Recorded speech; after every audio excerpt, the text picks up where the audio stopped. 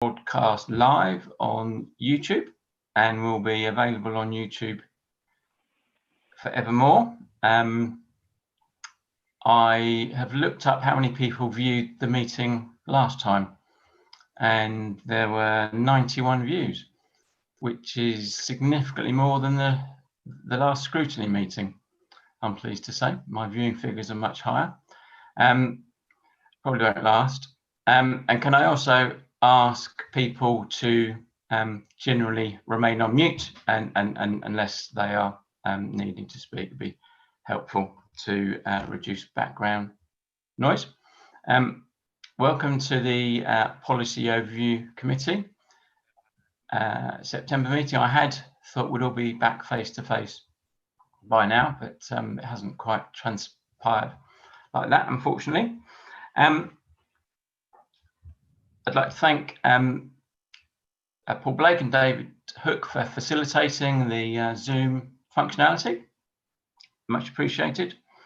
I have no apologies for absence. I think we're all here. Oh, and I've just noticed that Sherry has joined. Sherry might have been late, but welcome, Sherry. Glad you could make it. Are there any declarations of interest? Okay, I can see no declarations of interest indicated. Thank you. Are we happy to confirm the minutes of the last meeting, which was held on 16th of June? There's one point I want to make, which is that after the meeting, and with a bit of chasing on my part, we did get a very detailed summary of the NHS's plans for general practice in the borough. It was a much more detailed and thorough document than I was anticipating, but that was good. I didn't think, for a long time, I didn't think there was any sort of plan, but I was very pleased to see there was a plan. It was circulated to members of the committee a couple of weeks ago by Mr. Hook, and I won't go through the content of that report now, but as I said, it was thorough, and I actually thought that when we have our next health theme meeting, and that would be a good document. I can't remember the name of the person who sent it, but I have got a note of it, and I think it would actually be quite helpful if they could come along to a future meeting and talk about plans to expand and create new general practice provision in the borough. Are people happy to confirm the minutes? Those of us that, okay, thank you, appreciate it. I am not aware of any urgent items unless Mr. Hook corrects me, and I'm not aware of any references from other committees. I propose we note the Regulation 9 notice on forthcoming cabinet decisions, in which case we will move to item 7, which is the annual air quality annual status report, annual twice.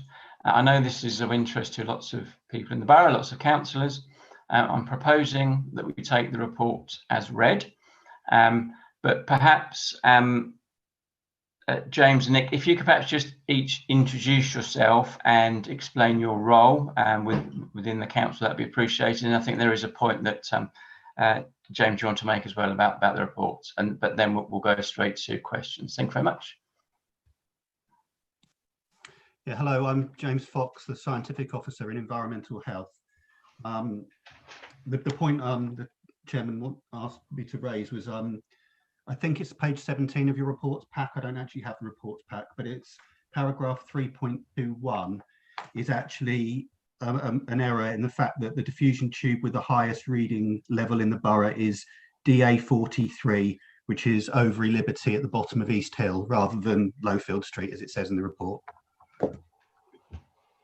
Okay, thank you. If we could note that, please, Mr. Hook. Nick, if you could introduce, lovely to see you in the office as well. It's almost surreal to see someone in an actual office. No. Good to see, very good to see. So I'm Nick Chapman. I'm the Assistant Environmental Health Manager, which covers environmental protection. So James is within the environment protection team, and we work together. Okay. Thank you very much.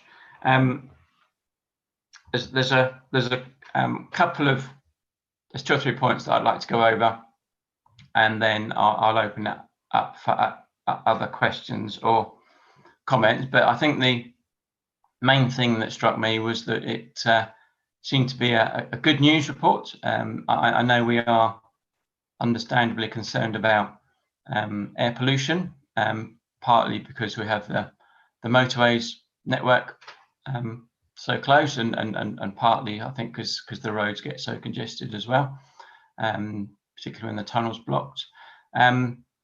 But generally speaking, the measurements seem to be indicating an improvement, and I was just wondering, I don't quite know whether James or Nick is best able to answer, but what would be the main reasons, do you think, for an improvement in the level, in the air quality levels? Thank you.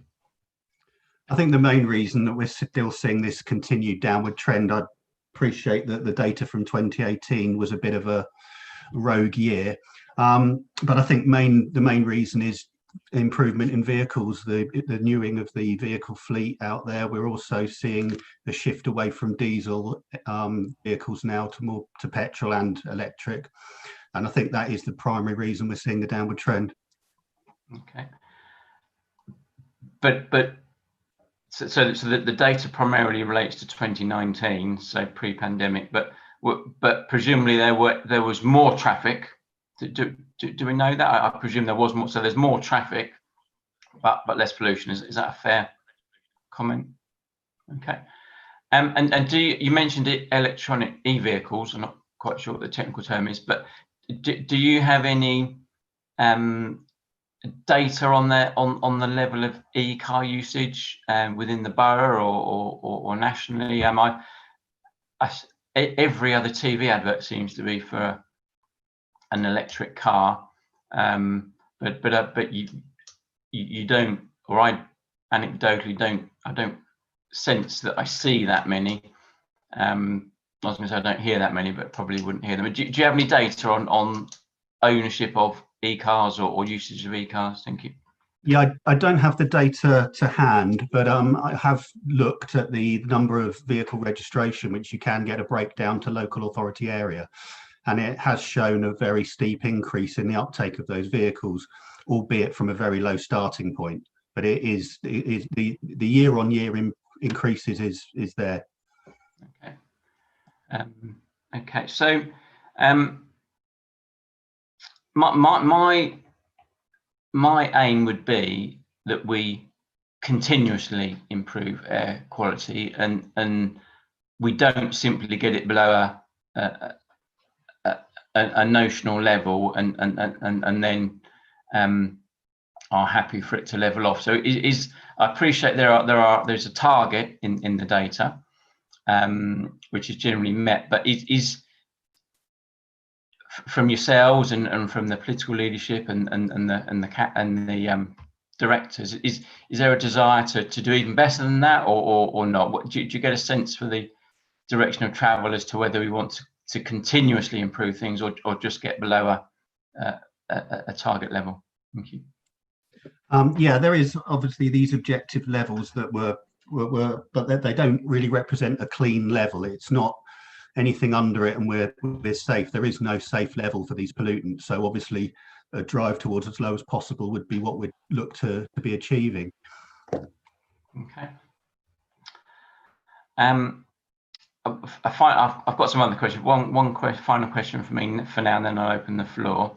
Are there any plans to install the new measurement tubes in, bearing in mind we're building lots and lots and lots of new roads and lots of new houses, and perhaps Councillor Nicklin will have a view on this, but are there plans to introduce the measurement tubes in the new build areas of the borough or not? Thank you. Well, we as stated in the report, we are carrying out the work for the development of the new air quality action plan, and part of that has been a review of the existing AQMAs, which there is some recommendation to look at changing some of the monitoring locations as a result of that. So we will be looking to review where we monitor. I mean, are there any particular areas that you think we should be considering? Not that I can think of off the top of my head. I represent an old, generally speaking, old build part of the borough. But I'll open the floor now, and then we'll see. Thank you. Councillor Nicklin. Thank you, Chair.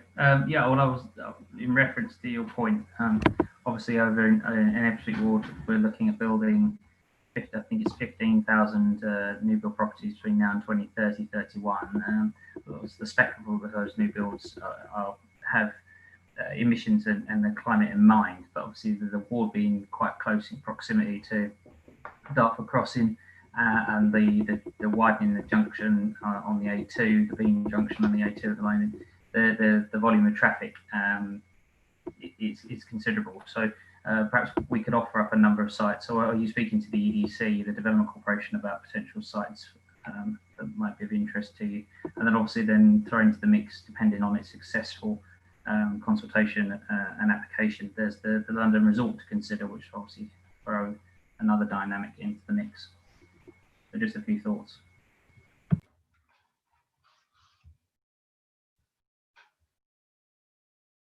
Okay. Did Nick or James want to respond to that, or can we note? No, I can add something to that. So we are always reviewing where diffusion tubes are located and where our monitoring takes place. And part of that is derived from expected traffic flows and where there are likely to be pinch points. So we do look at highways data in order to generate that. Clearly, the theme park, London Resorts, will have a significant part to play in future, and we will be looking carefully at the assessments that come forward for that in terms of air quality.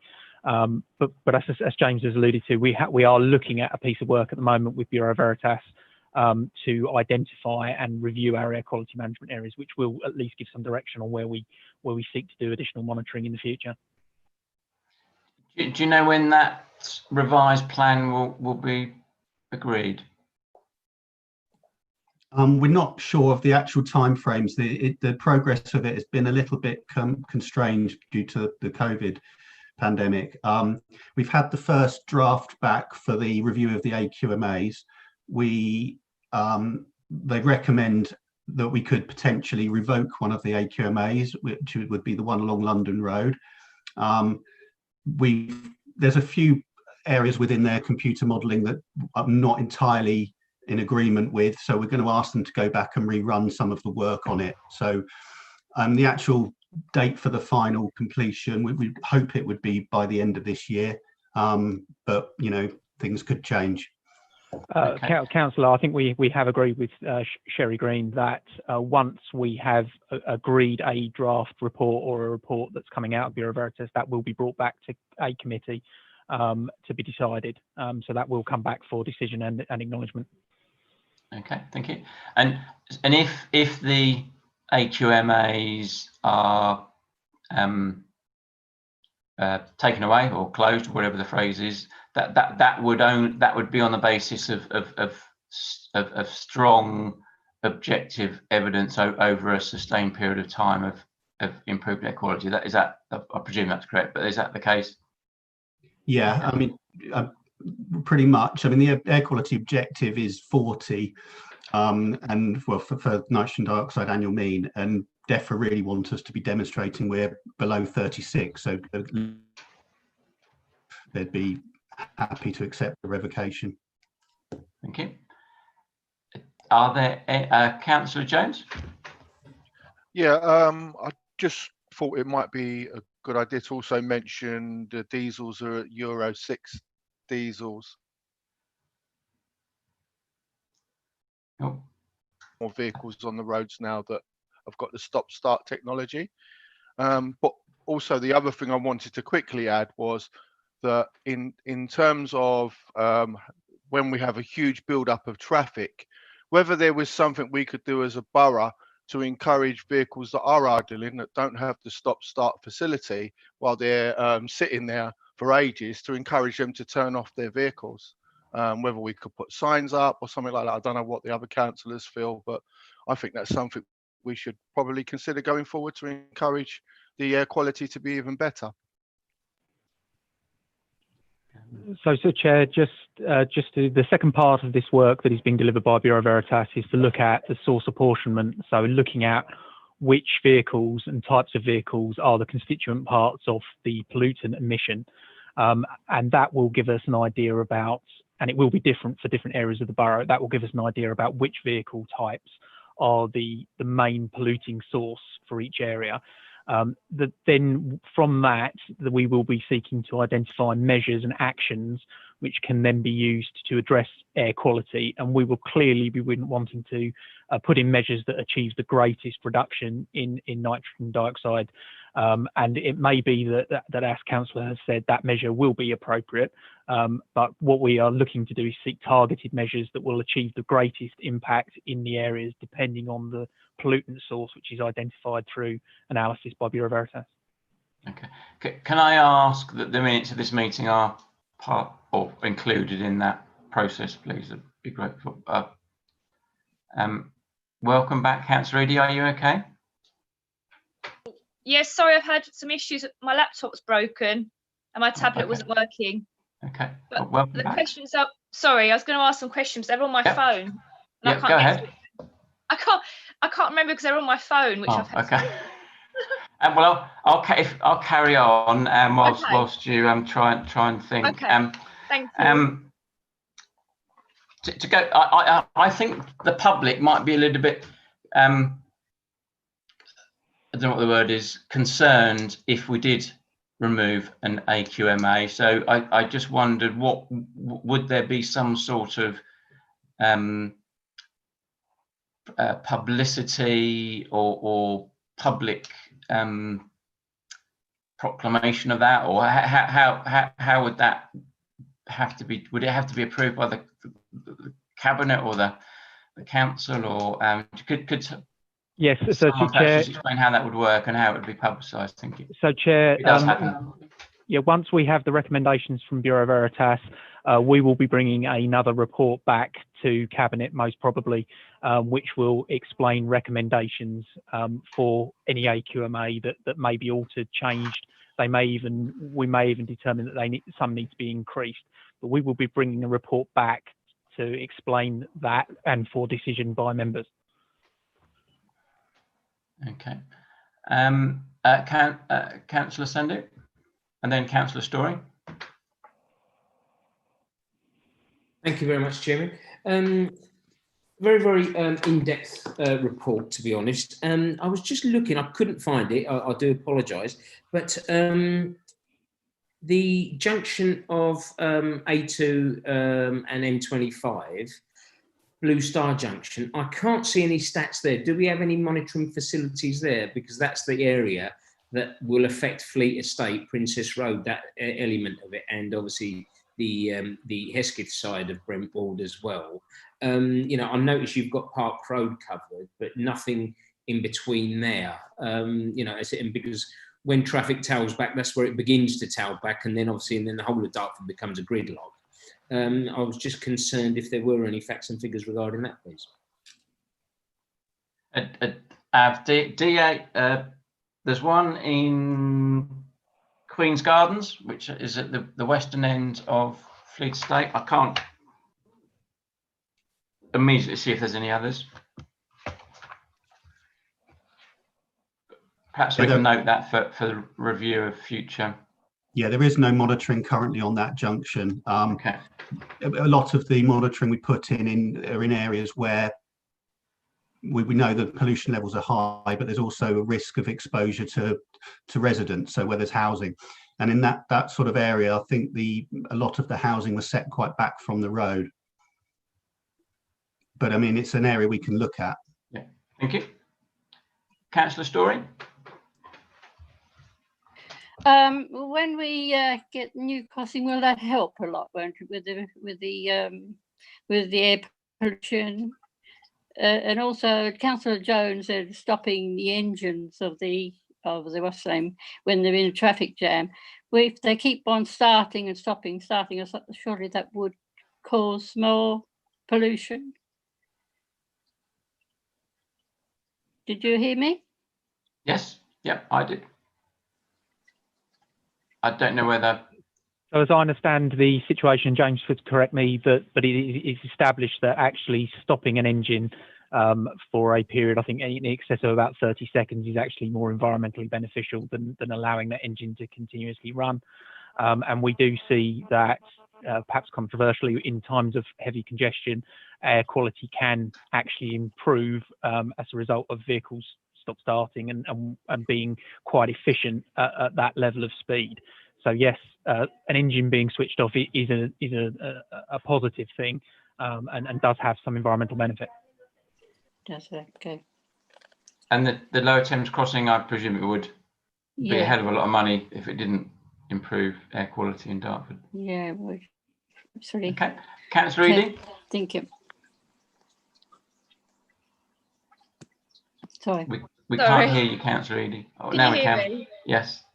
Yeah, so sorry, like I said, I've lost some of my notes. I didn't hear the presentation. But I was going to ask about the smaller particulates that I believe there's no monitoring at the moment in Dartford of the smaller particles that can have very adverse effects on health.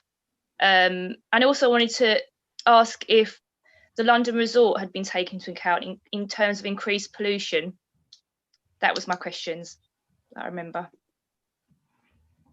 We did cover in your absence, we did cover the London Resort point. Okay. But I don't know if James or Nick can address the small, I believe you're correct, but the small particulate matter, thank you.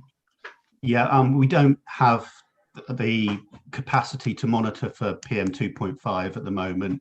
We have 3 particulate monitors that do measure PM10, but they would require quite an expensive retrofit to convert them to PM2.5.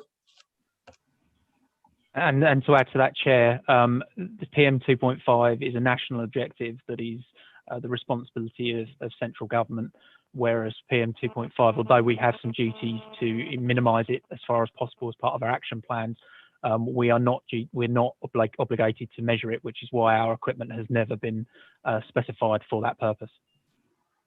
Would the incidents generally mirror the incidence of larger particulates? You would think so, but do you happen to know if the larger particulates situation improves, then would it be natural to assume that the smaller particulates would improve or not? Yeah, any improvements to the particulate matter that were recorded on the PM10 will have to have a benefit of the PM2.5.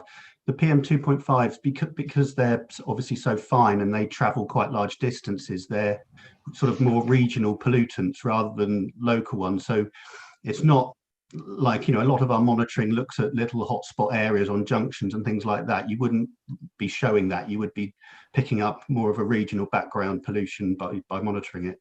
And there are some nationally strategic PM2.5s that cover the southeast. Okay. Are there any other questions? I've got one final question. I can't see anyone indicating. Presumably, when we're all sat here in a year's time, the 2020 figures will generally be significantly better because of the reduction in traffic during the lockdown. So it may be difficult for us to draw any long-term conclusions, but I presume that is the case. Okay.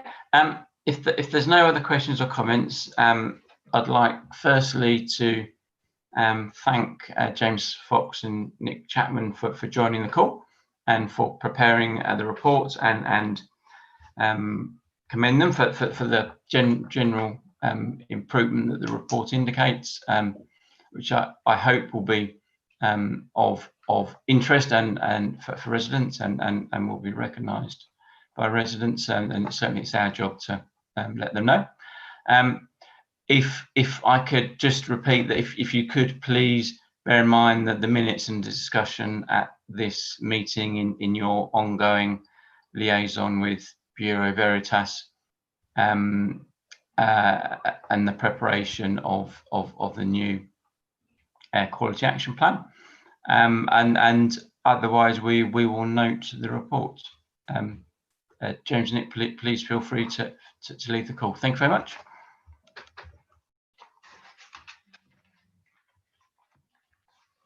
Okay.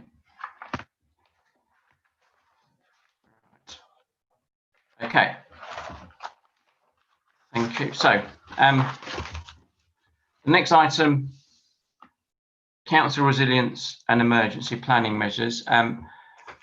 Mark Salisbury will introduce and go through the PowerPoint that was circulated 2 or 3 days ago to councillors. Perhaps as you do that, Mark, if you could just introduce yourself and explain your role in the council. The reason, I doubt anyone will believe me, but I had been intending to consider this for quite a long time, and certainly long before the pandemic, it was on my list of things to do. And I want to focus today on a forward-looking and a generic basis. I don't want to discuss the details of the council's response to the coronavirus pandemic. I want to understand how the council generically prepares and plans for emergencies going forward. But I think the one exception for that is, I know that Scrutiny Committee recently did review the council's effectiveness during the pandemic. So I don't want to repeat that, but I will. Perhaps as part of the process, we could perhaps just see if there's been any learns that can help us going forward with emergency planning and resilience. So if I could hand over to the officer, please. If you could, I don't know if we're going to be able to see the PowerPoint, but if you could talk us through it, please. Yes, thank you, Chairman, and good evening, councillors. I'm Mark Salisbury. I'm the Enforcement and Regulatory Services Manager, and also hold strategic responsibility for the Council's emergency planning and preparedness. So forgive me if I canter through this presentation. I know a lot of you are very well informed around this agenda, so I will sort of canter through the PowerPoint. So I think I'm going to have to ask Paul for the next slide each time. So very quickly, the aims and objectives, as the Chairman has said, to outline the responsibilities, give a brief explanation of our responsibilities, the breadth of duties undertaken by us as a council, understanding our role, and outline the role of the Kent Resilience Forum. Next slide.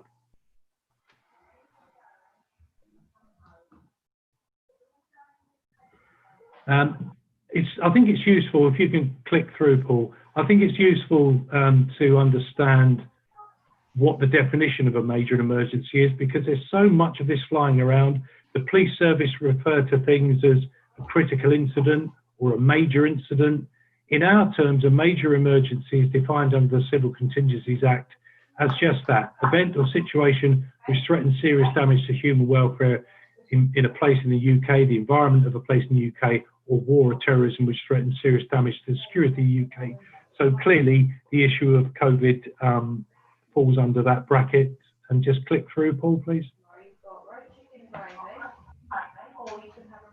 So I'll come on to this a little bit more in detail shortly, but the council is what's called a Category 1 responder within the Act. So we're up there with Kent Police, Kent Fire and Rescue, KCC, ambulance, etc. And our responsibilities and duties pretty much are around risk assessing, emergency planning and preparedness, business continuity management, which I'll expand upon later, warning, informing and alerting the public, sharing information which of course is essential, and cooperation across multi-agencies. Next slide, please. Sorry, this is a bit busy. So the Kent Resilience Forum, KRF for short, one of 42 local resilience forums, LRFs as they're called, and it came about pretty much after the foot and mouth outbreak under Gordon Brown's tenure, where there was a chaotic, disjointed response from multi-agencies. So the Civil Contingencies Act was born, which through legislation established a new legislative framework for all of those agencies to work together in the sort of county boundary areas. And there's the London Resilience Forums as well, of course.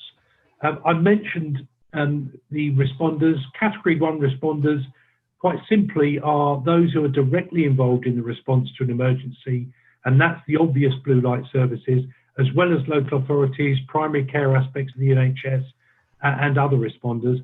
Category 2 responders are those who still have a role to play but are less directly involved, such as utility companies, infrastructure such as Network Rail. Next slide, please. So our emergency role, well, that's liaising with those emergency services, the government, MHCLG in particular, other local authorities, the voluntary sector, utilities, and to administer welfare and trauma support if we have a terrible disaster where we had to set up survivor reception centres and rest centres across the community, and providing transport where necessary to evacuate folk, facilitate repairs. We've got a large housing stock, as we know, demolition clearance, obviously we'd tap into KCC with that. And most importantly, in my view, media management, especially these days, and through members, keeping the communities warned and informed and updated with what's going on. Next slide. Just very quickly, some of you would be familiar with the gold, silver, bronze standards around integrated emergency management. It's still used and very much in keeping now with this current situation with COVID, and indeed, dare I say that word, Brexit. There's still gold, silver and bronze management interventions in place. So at gold level, you would probably see a director. At the silver sort of tactical level, you'd see possibly someone like myself, and then at bronze, the sort of operational staff out on the ground who are managing the incident as it happens. Next slide. And that is how it looks in action: strategic, tactical, operational. They're the different elements that would be set up at a county and district level if we had an emergency in the borough. Next slide. Just as an example, rather than be a bit different from COVID and Brexit, this was one I was involved in a few years ago. Some of you might remember it. There was an awful heavy fog one morning in September, so it's a bit current. I thought it'd be around anniversary time of this. A huge road traffic collisions of 130 vehicles and shunts completely closed that arterial route for a considerable time, 9 hours or so. Amazingly, no one was killed and no life-threatening injuries, but that's the type of incident, of course, that we're used to with our strategic position around the sort of A2, M25, M20 junctions, all surrounding us in north of the county. Next slide, please. So very quickly, business continuity. So I know some people do get a little bit confused about what's the difference. Well, quite simply, emergency planning is outward looking. So it's, God forbid, if something goes bang in the town or the borough, that's an emergency, it's outward. And God forbid again, if something goes bang in the civic centre, then it's a business continuity issue if there's a fire or something like that. Next slide. So what does it do for us? Well, it provides a framework for planning for those disruptions across those three main areas: staff, facilities and buildings. Carry on, please, click. And it helps us identify the most important functions, and that's known as what our maximum tolerable periods of disruption look like.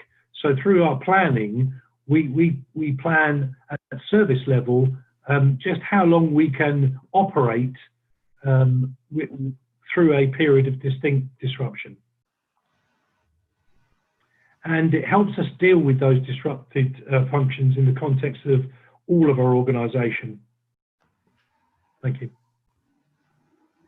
So, importantly, it gives the council a plan to follow when we're under most pressure to cope if something goes wrong internally. For instance, our IT completely crashes, is a business continuity incident, and it ensures our team can respond effectively and quickly. It should protect us and our colleagues and our service users for the future.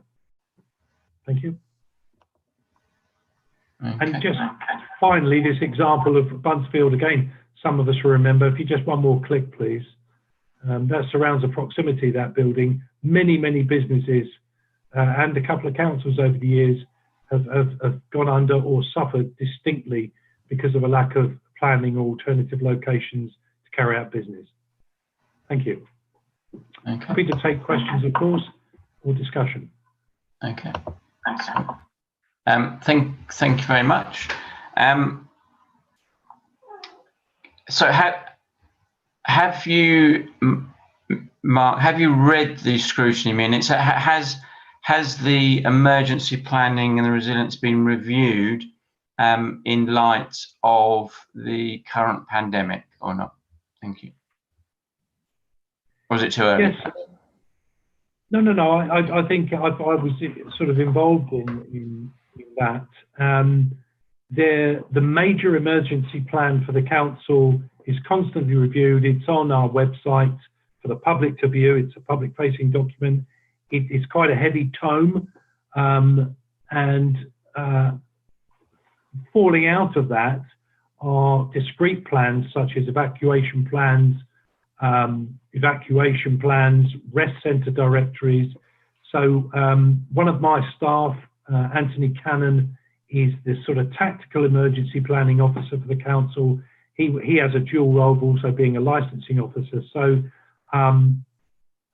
I think we're pretty well placed in terms of our response to the current situation. We were certainly ahead of the game as far as IT is concerned, and I think our IT department can hold their heads up proudly for the way that they've facilitated remote working and agile working, and certainly my service has not been disrupted very much at all, other than the obvious public-facing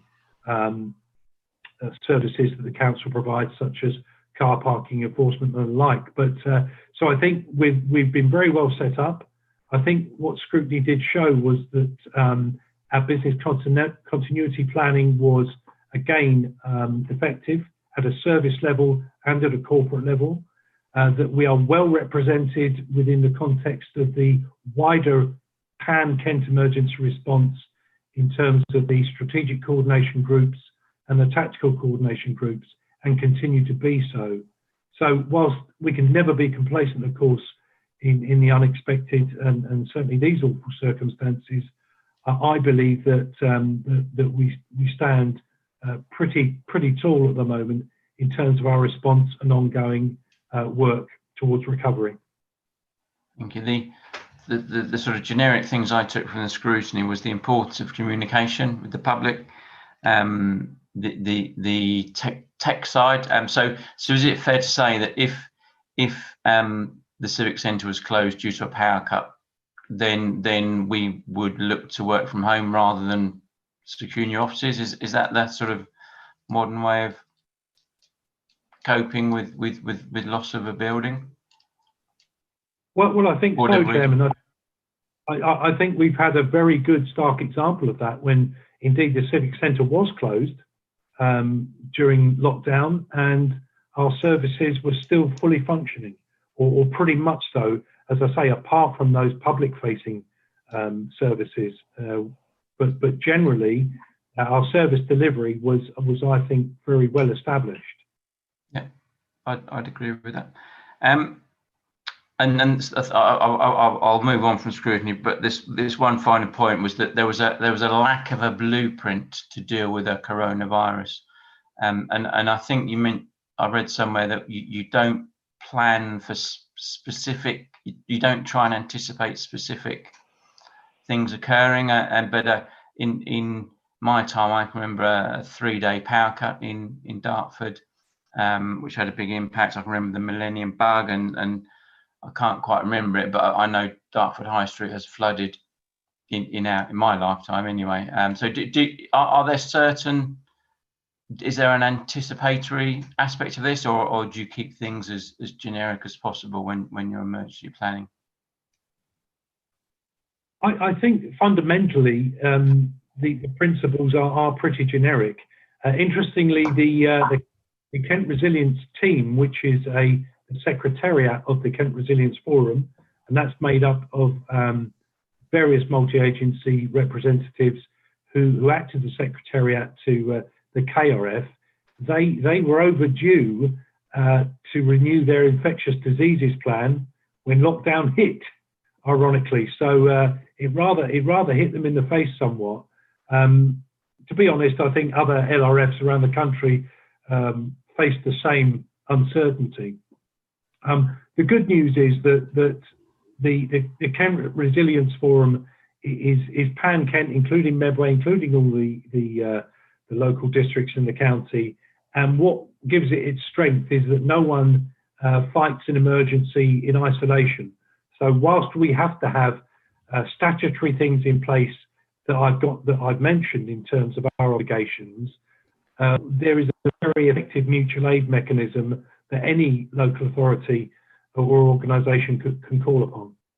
Okay, thank you. Well, I'll open the floor now. There's a couple of other points that I'll come back to in a minute, but I'll open the floor to see if anyone else has any questions or comments. Councillor Oliver. Thanks, Chairman. Mark, just one question really. I wondered what your process of lesson learning involves, you know, when things like the pandemic come about.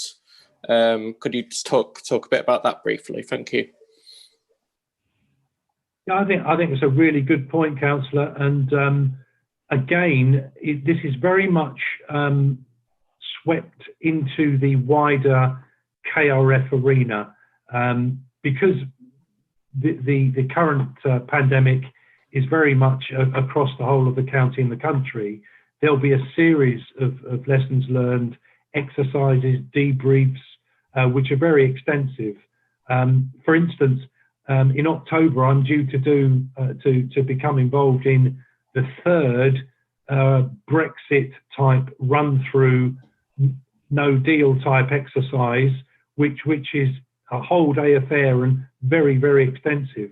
So if there was an emergency specific to Dartford, I would call in the assistance of the Kent Resilience Forum and the Kent Resilience team and those blue light agencies that would have been involved, and we would hold briefings and debriefing sessions, and local members would without doubt be involved and invited to be involved with that.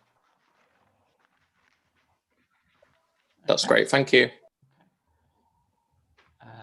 Does anyone else have any questions? Okay, I'll continue in that case.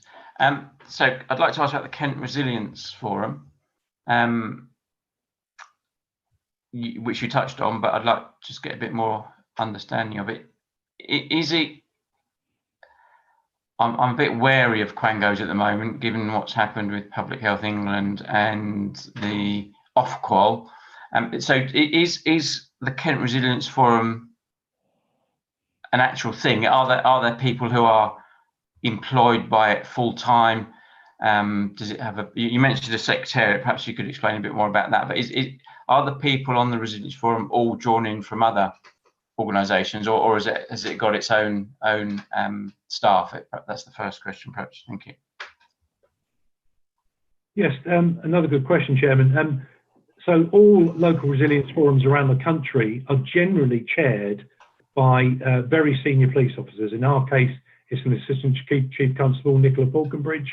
The Chief Fire Officer, Deputy chairs that, and they're broken down into sort of executive groups and a usual sort of management structure, we all pay as responding agencies residual amounts of money to prop up the secretariat, to prop up training and events that the KRF is statutorily obliged to deliver. So pretty much it's an add-on to those constituent members of the Kent Resilience Forum. However, I'll blow my own trumpet a bit here. In the previous life, when I was the Olympics Resilience Manager, one of my recommendations was that a formal multi-agency secretariat was formed, much like the London Resilience Team that was set up around that time. And that recommendation was acted upon, so that we now in Kent, working from Kent Fire and Rescue Headquarters in Maidstone, a Kent Resilience Team. That consists of members, full-time members seconded to that environment that's hosted by Kent Fire and Rescue, from KCC, from Kent Police, from the Environment Agency, from Kent Fire and Rescue, and there are hot desking capabilities and facilities for all other members. Indeed, I, before lockdown, used to work once a month from that environment just to keep in touch with that secretariat. And there is on-call emergency planning officer arrangements 24/7 throughout the year, supplied by the Kent Resilience Team. Thank you. And do you liaise with your equivalents in Essex and Greater London? Do you know who they are, and is there a formal way of, because an issue could quite easily cross the borders? Thank you. I don't personally, Chair, but the Kent Resilience Forum and the Kent Resilience Team, indeed, they do at every level. They are in liaison. You would expect them to be in liaison now around with Essex, around Brexit particularly, but also around COVID with our neighbouring LRFs. Yes. Okay. And does is there a programme of regular meetings? I appreciate things are a little bit different at the moment, but generally speaking, does the Kent Resilience Forum meet regularly to carry out its duties? Yes, it does. There are meetings scheduled throughout the year. I mentioned the executive group. There are other constituent groups that media cells, for instance. There's a media group, and our communications manager is a member of that. And there are meetings around other agenda, such as evacuation, rest centres, those kind of things. So there is a very regular programme of meetings and an annual seminar in the diary throughout every year. Okay. The reason I asked that because I read that Ofqual board hadn't met for about a year until the night that the A-level results were published. So that's good to hear. Thank you. So the final point for me is within the Borough Council. Can you explain what the chain of command is in respect of emergency planning? So if there was an emergency that impacted Dartford, who do you report to, and what is the political involvement of which cabinet member is the sort of primarily responsible, and how do you deal with key dependencies around those? Thank you. Yeah, so depending on the nature of the emergency, of course, if the whistle is blown, normally it's 3 o'clock in the morning on a Sunday, isn't it? Something happens. And let's take that worst case scenario. Our out-of-hours service would default and normally call me for whatever emergency it might be. And we then have an established senior managers WhatsApp group, which has shown to be extremely effective, particularly in the current situation, where I can inform very quickly all of those senior managers, including the directors, who'd need to know and understand. I'd probably also have a one-to-one phone call with my director, Mrs. Green, and explain what had happened. I would mobilise my emergency planning officer, who I've spoken about, and other officers who I feel would be appropriate to attend the scene and assist with any blue light response. A key player in all of this is going to be Peter Dosad, the head of housing. There's always going to be people involved in an emergency, and often the enforced movement of people by way of evacuations or something like that. So Peter would be involved very quickly. Lewis Kernan, our communications manager, will be involved very quickly. So that's already kind of been tested with COVID. So I could go on with a list of folk who would be informed. Lewis would probably, in fact, he would inform obviously the leader and the relevant ward and committee members. And as the emergency developed, there may well be a call for a council member or the leader to be a talking head with the ever thirsty media, of course. So all of that we would deal with systematically. The first golden hour in any emergency is always going to be dominated by the blue light response, and it's thereafter we will be making our plans to pick up those pieces and then try and enter what's called a recovery phase, so we can consolidate and try and get back to some form of normality, whatever time that took. Okay, thank you. That's it from me. I will summarise in a moment. Does anyone else have any other questions or comments? I can't see anyone indicating. So in that case, if we could firstly thank Mark Salisbury for attending an excellent presentation. I want to emphasise I didn't draw this item down because I had any concerns. It was just a genuine desire to understand how the process worked, and I think we should note the lessons learned process from the pandemic. We should note the comments around the Kent Resilience Forum and Mark's closing remarks around the chain of command and within the council. That's it. Thank you very much, Mark, and thank you for taking the time to join, and please feel free to leave the call. Thank you. Okay. So the final item is the timetable on big page 89. The only comment I want to make is if you could look at 8th of December, my thought process is that we have a Dave Thomas special once a year, and we have a recycling and litter and fly tipping once a year, as again, not because I have any concerns, but I'm very keen that we do whatever we can to make things even better. I have also included potential update on management of the heath, management of the marshes, and management of the country parks, because, well, partly because I don't think the council has discussed those things for a long time, and I've spent a considerable amount of time on the heath during lockdown. But I'm thinking that perhaps we move that to another meeting, because I think that litter, fly tipping, recycling will take up a lot of time. But what we don't have to decide now, but what do people think? Would they rather have the heath and the marsh country parks on a separate meeting, or they? Okay, so I'll look to move that to another meeting. Are there any other questions or comments on the timetable for the Policy Overview Committee? Okay. So thank you. We know the timetable. My desire generally is that we have relatively shorter meetings. I'm very conscious that the health meeting seems to go on for 2.5 hours, which is not ideal, and I appreciate there's a lot to cover in that field, but generally speaking, I would aim for the meetings to be shorter and to focus on one or two particular topics each quarter, and when we have meetings. Is that okay with everyone? I think that's the end of the meeting. Okay, I'll just finish by thanking you for your time and for joining the meeting. Thank you very much, everyone. Take care. Cheers. Thank you, Chairman. Bye. Thank you, Chairman. Bye-bye. Thank you, Chairman.